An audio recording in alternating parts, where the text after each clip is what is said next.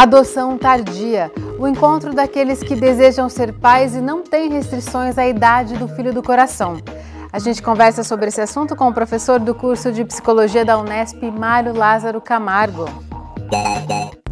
Você vai conhecer histórias de casais que optaram pela adoção de crianças mais velhas e realizaram o sonho de construir uma família. Começa agora o Unesp Notícias desta quarta-feira, 7 de junho.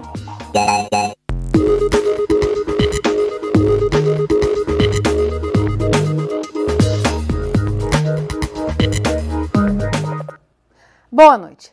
A realidade da adoção em Bauru reflete o cenário nacional. Tem mais pessoas autorizadas a adotar que crianças aptas a serem adotadas. Essa distorção tem a ver com o perfil dos filhos mais buscados, crianças novas. Como elas são minoria nos abrigos, as mais velhas e os adolescentes esperam anos por uma família. Nós vamos conhecer casais que optaram pela adoção tardia e comprovam. Os desafios existem, assim como na adoção de um bebê. Mas a alegria e o amor são sempre recompensadores. Marta, Ideme e Esther. Os três são bem diferentes fisicamente. Preconceito. A gente não tem. Então a gente é feliz em todo lugar que a gente vai. Em festa, shopping, a gente se dá bem. Se outras pessoas olhar pra gente, aquele olhar desconfiado, o problema é deles. Eles formam uma família do coração.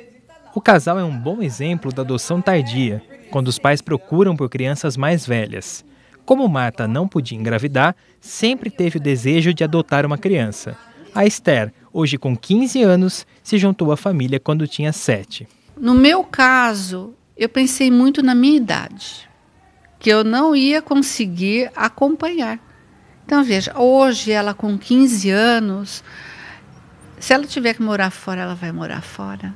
Eu sei o que eu ensinei. Se ela não fizer, realmente é porque ela não quer. O casal recebeu o apoio do grupo Flor de Lis, que dá suporte tanto aos pais que já adotaram ou pensam em adotar, quanto às crianças e jovens em processo de adoção.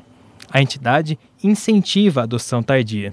A adoção tardia é considerado a partir de que a criança faça 4 anos e que ela tenha uma autonomia. Esse grupo, ele trabalha muito a criança, a família e os pais, o amor, né? A compreensão, muito mais, porque tem coisas que a gente não sabe. Eu aprendi a ser mãe, eu não sabia ser mãe. Como meu marido aprendeu a ser pai e ela aprendeu a ser filha. Esse processo de adoção tardia é algo muito importante de nós focalizarmos nesse momento, porque os nossos abrigos, não só de Bauru, mas do Brasil como um todo, tem um número muito grande de crianças abrangendo essa faixa etária e necessitando de famílias. Em Bauru, das 30 crianças e adolescentes que podem ser adotados, só 2 têm menos de 6 anos. O maior número está na faixa etária entre 6 e 12 anos. São 16. Acima de 12 anos, 12 adolescentes esperam por um lar. No Brasil inteiro, os números são parecidos. Segundo o Cadastro Nacional de Adoção, existem 7.600 crianças e adolescentes na fila. Quase 60% têm até 10 anos ou mais, e pouco menos de 20% são menores de 3 anos. Por outro lado, são 39 mil pretendentes cadastrados. Metade quer filhos até 3 anos. Menos de 3% aceitam adotar meninos e meninas com mais de 10 anos. Uma insegurança das famílias é a de que crianças mais velhas teriam mais dificuldade para se adaptar às regras da casa. Isto é um preconceito, é um mito, porque a história de vida da criança sempre deve ser respeitada e com ela vai haver uma construção. E aí nós trabalhamos todos esses aspectos com os pretendentes que vêm até o grupo. E aí nós colocamos a criança real, a criança ideal, a questão de como trabalhar a história da criança, nós colocamos como desenvolver, né, essa boa relação entre o núcleo familiar. Quando a mãe está grávida de seu filho, ela passa durante 9 meses curtindo, trabalhando aquilo. né, até ter seu filho. Quando nós adotamos, ao longo do tempo, você vai caminhando justamente para isso. Eu acho que leva um pouquinho mais de tempo, né? Principalmente na adoção tardia, né? Porque nós temos que colocar dentro das regras e nos limites que nós temos dentro da nossa família. A Tânia também abriu espaço na vida e no coração para a filha de 10 anos. Ela e o marido consideraram o próprio perfil antes de realizar o sonho da adoção. Nós nos analisamos e pensamos assim, o que nós queremos, né? Mas o que nós podemos oferecer e para quem, né? E aí essa questão das crianças maiores, eu sempre tive esse pensamento de que existiam muitas crianças maiores que precisavam de uma família, né? E eu sempre achei que eu não tinha esse preparo para ser mãe de um bebê. Tardia ou não, a adoção prova que uma família se une pelo amor. A filha da Marta e do Ideme sabe bem o que é essa sensação. É o que eu sempre quis, eu estou tendo o que eu sempre quis, a presença de um pai e de uma mãe, o auxílio. E isso para mim é muito importante, né? Tanto para o meu futuro quanto para o que eu estou começando a conviver agora com pessoas que eu convivo. Então eles me ensinam, me auxiliam, como vai ser daqui para frente, as consequências de tudo. Então o que eu sempre quis eu estou tendo, que é pai e mãe, a presença de pai e mãe para me ajudar, para estar junto comigo, para seguir cada passo meu.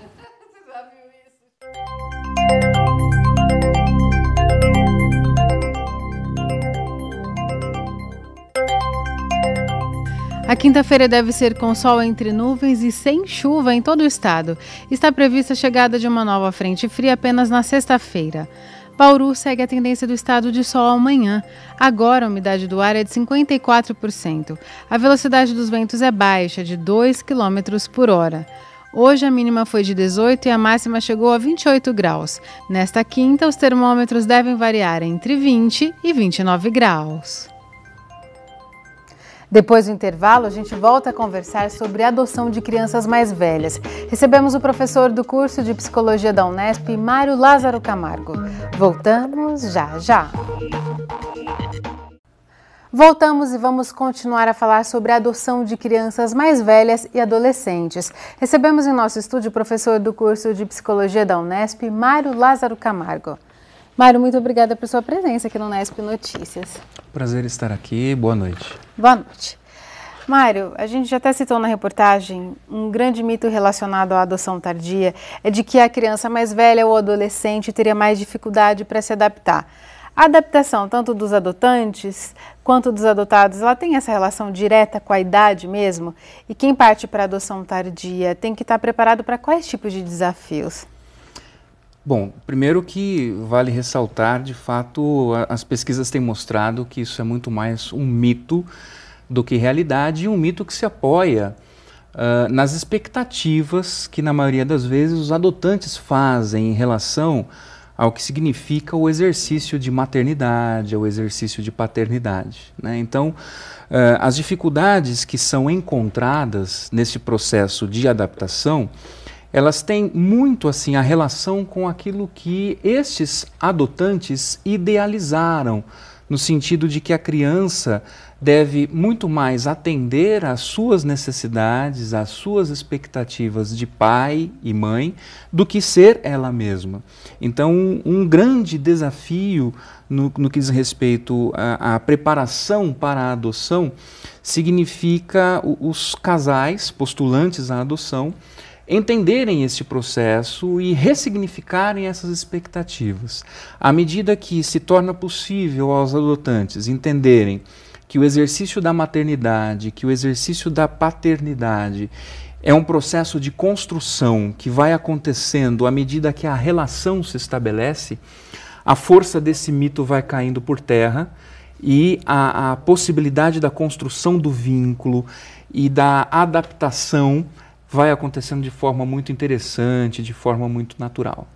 Além dos benefícios de tirar essa criança de um abrigo, né, que ela consiga ter uma família para crescer, que outras vantagens a adoção de uma criança tardia pode trazer? É uma criança que já tem mais facilidade, um adotado que já consegue elaborar melhor os sentimentos, se comunicar de forma mais clara com os pais. A gente poderia falar em vantagens? Sim, eu acho que é possível falar em muitas vantagens, né?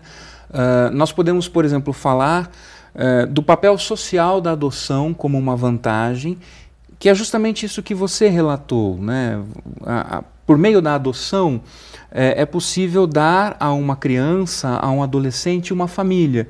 E isso tem um significado muito importante em função do que se pode pensar acerca do que é estar inserido num contexto familiar e do que significa estar inserido num contexto institucional, como são os abrigos. Não que os abrigos não sejam bons lugares, né? Vale aqui reconhecer o papel importante que eles cumprem na sociedade de dar a essas crianças, na medida do possível, aquilo que é melhor para o seu desenvolvimento. Mas as pesquisas, e em especial aquelas ocorridas no âmbito da psicologia, apontam para um valor, uma importância muito grande da inserção familiar, né? Então, a possibilidade de dar famílias às crianças, isto tem, digamos, um valor social, humanitário extremamente significativo, né? A outra coisa que eu acho que é vantagem é possibilitar às famílias que por algum motivo não puderam ter filhos da forma considerada tradicional, clássica e, portanto, biológica, a possibilidade da realização de um grande desejo, né, que é o desejo da maternidade, que é o desejo da paternidade. A outra coisa que eu particularmente entendo é que os processos de adoção, e em especial a adoção tardia, ela vai possibilitando, à medida que as relações vão acontecendo e a construção do vínculo vai se tornando mais efetiva, um grande processo de humanização, né? Então as pessoas elas vão se tornando próximas, elas vão aprendendo a dialogar, elas vão aprendendo a negociar, elas vão aprendendo a ceder, coisa que o contexto da vida familiar, e em especial marcado pela adoção, permite de uma forma muito interessante. E o ideal é que essa família que passa por esse processo, ela tenha um acompanhamento psicológico? Aconselha-se que sim, né? A orientação é que o processo de acompanhamento ocorra. Mas é importante entender que não são todas as famílias que precisam do acompanhamento. Se a gente entende que o acompanhamento psicológico ele pode ser uma das formas de se prevenir, digamos, conflitos, problemas maiores, então ele é válido para famílias que estão adotando crianças, estão adotando adolescentes, tanto quanto interessante para qualquer família, né? Então a orientação é para que, sim, as famílias, na medida do possível, possam ser acompanhadas, né? Os ganhos são muito importantes nesses casos. E para quem quiser se aprofundar mais sobre esse tema, é justamente um dos temas de pesquisa do professor Mário. Ele tem 2 livros publicados sobre esse assunto, um especificamente sobre a adoção tardia, Mitos, Medos e Expectativas. Esse é publicado pela editora Edusc, então, para quem se interessar. E o outro livro, Vivências de Parentalidade e Filiação de Adultos e Adotados. É justamente suas pesquisas de mestrado e doutorado. Então fica esse complemento para quem quiser se aprofundar sobre o tema. Professor, muito obrigada por suas contribuições aqui. É um prazer estar aqui. Obrigado a você. É isso por hoje. Para rever o conteúdo desta edição, acesse o site da TV Unesp ou a página no Facebook. Até amanhã. Tchau.